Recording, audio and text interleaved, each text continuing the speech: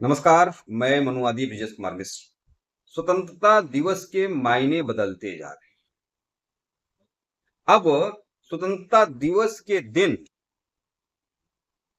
भारत को आजादी कैसे मिली, कैसे इस देश के लिए सीमा पर देश का सैनिक अपने प्राणों की आहुति देता है, या फिर कैसे कितने क्रांतिकारियों ने इस देश को आजादी दिलाने में अपने प्राणों की आहुति दी, या फिर विभाजन के समय पर क्या हुआ, कितना नरसंहार हुआ, उसकी चर्चा कम होती। मैं ऐसे क्यों कह रहा हूं? मैंने कई दृश्य देखे हैप्पी इंडिपेंडेंस डे के कार्यक्रम के। खैर, मेरा स्वतंत्रता दिवस के मामले में, आजादी के मामले में जो हम मना रहे हैं, अलग मत है। लेकिन जो समाज में हो रहा है, मैं उसे बता रहा हूं। आप लोगों ने भी एक वीडियो देखा होगा कि किसी सरकारी विद्यालय में स्वतंत्रता दिवस का कार्यक्रम चल रहा है और एक कन्या फूहड़ भोजपुरी गानों पर डांस कर रही है। पहले यह डांस तो सुनिए। एक मुस्कान हमारे सोरा सिंगार, राजा सोरा सिंगार, तोहर एक मुस्कान। ये तड़कता भड़कता डांस किसी प्राइवेट इंस्टीट्यूशन में नहीं हो रहा है, एक सरकारी विद्यालय में हो रहा है और अध्यापक बैठे हैं। मैं विचार कर रहा हूं कि क्या उस विद्यालय में कोई योग्य और सोचने समझने वाला अध्यापक नहीं रहा होगा, जो इस गाने को स्वतंत्रता दिवस के अवसर पर चलने दे रहा था।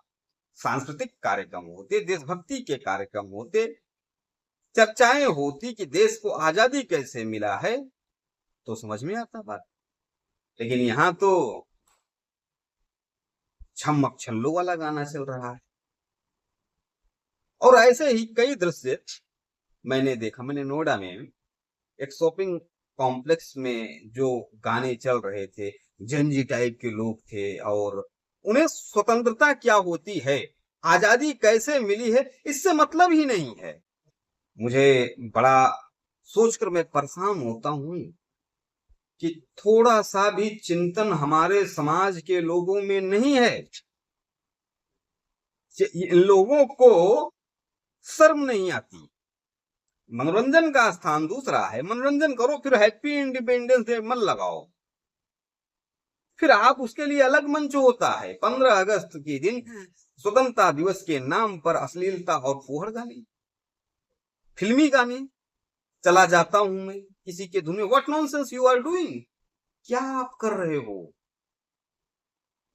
आप अपनी मूर्खता का प्रदर्शन कर रहे हो और इन बदतमीजों को कोई रोकने वाला नहीं है। मेरी बातें आप लोगों को कड़वा लग रहा होगा, मैं कहूंगा ये लोग बदतमीज लोग हैं। इन लोगों को लेस मात्र का शर्म नहीं है कि करना क्या चाहिए और क्या नहीं करना चाहिए, अवसर क्या होता है, किस अवसर पर कैसे कार्यक्रम होने चाहिए, इसका इन्हें समझ नहीं है। ये बढ़ाया गया है धीरे धीरे धीरे धीरे धीरे धीरे। मुझे लगता है कि हो सकता है कि आने वाले समय में स्वतंत्रता दिवस के दिन पर बिल्कुल छोटे छोटे कपड़ों में अश्लील डांस भी होने लगे तो कोई अतिशयोक्ति नहीं होगी। जो जिस प्रकार से गिरावट हो रहा है, हम वहां तक पहुंचेंगे।